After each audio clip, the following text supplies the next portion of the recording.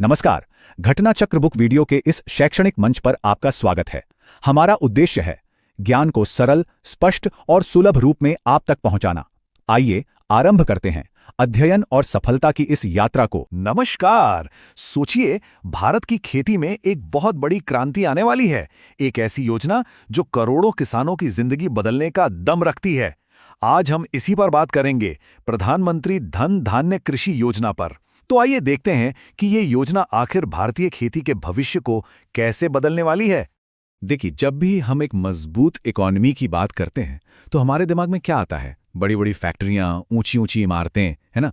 लेकिन इस योजना के पीछे की सोच बहुत सीधी सादी है। वो ये कि असली पहला इंजन तो हमारी कृषि है, जो पूरे देश को आगे खींचती है। मतलब ये सिर्फ खेत में बीज डालना नहीं है, बल्कि देश की तरक्की की नींव रखना है। तो इसी शक्तिशाली पहले इंजन को रफ्तार देने वाली इस पहल का नाम है प्रधानमंत्री धन धान्य योजना। और ये सिर्फ कोई आम स्कीम नहीं है, ये खेती को देखने का हमारा पूरा नजरिया बदलने का वादा करती है। तो सवाल उठता है कि आखिर ये धन धान्य योजना है क्या? देखिए, ये ऊपर से थोपा गया कोई ऑर्डर नहीं है, बल्कि ये केंद्र और राज्यों के बीच एक पार्टनरशिप है, एक साझेदारी है। और इसका मिशन एकदम साफ है। देश के कुछ सबसे जरूरी कृषि जिलों में एक टारगेटेड और असल बदलाव लाना।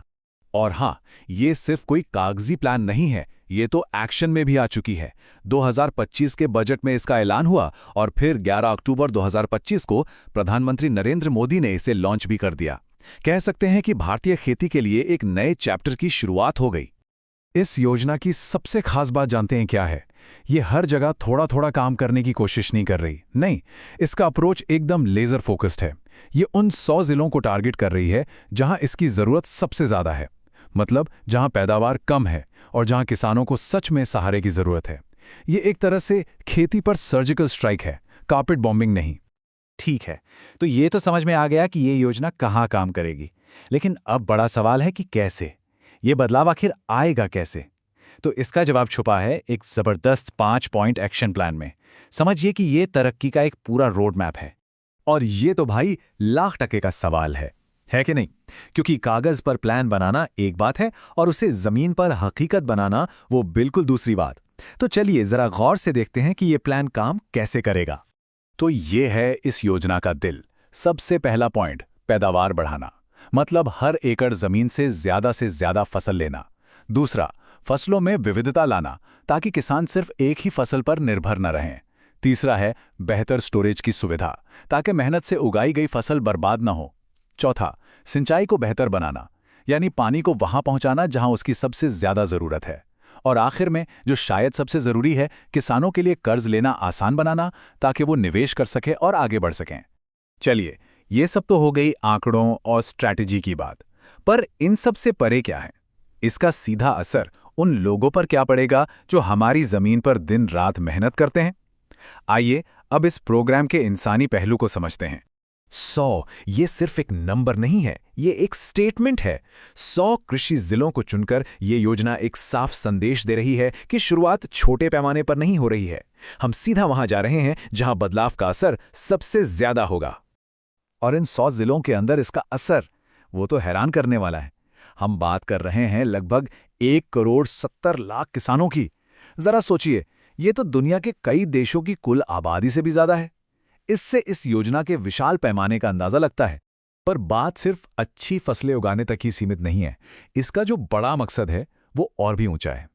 ये राज्यों के साथ मिलकर एक ऐसा प्रोग्राम बनाने के बारे में है जो पूरे के पूरे ग्रामीण जीवन स्तर को ऊपर उठाए। मतलब गांव को न सिर्फ ज्यादा खुशहाल बनाना, बल्कि भविष्य की चुनौतियों का सामना करने के लिए ज्यादा मजबूत भी बनाना। अब इस बड़े प्लान के अंदर भी एक छोटा लेकिन बहुत ही खास मिशन है।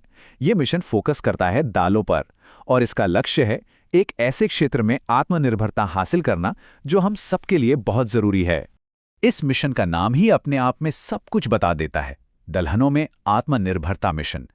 ये 6 साल का एक डेडिकेटेड मिशन है जिसका एक ही मकसद है, ये पक्का करना कि भारत को अपनी दालों के लिए किसी दूसरे देश पर निर्भर न रहना पड़े। और ये हमारी फूड सिक्योरिटी के लिए बहुत बहुत जरूरी है। तो कौन सी दालें हैं जिन पर खास फोकस है?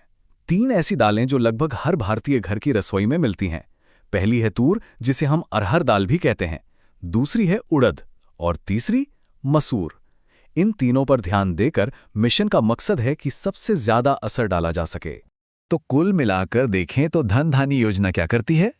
ये पैदावार, इंफ्रास्ट्रक्चर और पैसा, यानी खेती को बदलने वाले इन तीन सबसे बड़े पिलर्स को एक साथ एक बड़े प्लान में जोड़ती है। ये सिर्फ पुरानी समस्याओं पर पैबंद लगाने जैसा नहीं है, बल्कि ये भारतीय खेती के लिए एक बिल्कुल नए भविष्य की तस्वीर बनाने जैसा है। और आखिर में हम इसी एक बड़े सवाल पर आकर रुक जाते हैं। क्या ये भी बस एक और सरकारी योजना बनकर रह जाएगी, या हम सच में भारत के गांवों में खुशहाली के एक नए दौर की शुरुआत देख रहे हैं? इसका जवाब तो खैर वक्त ही देगा, लेकिन हाँ, बीज तो बो दिए गए हैं।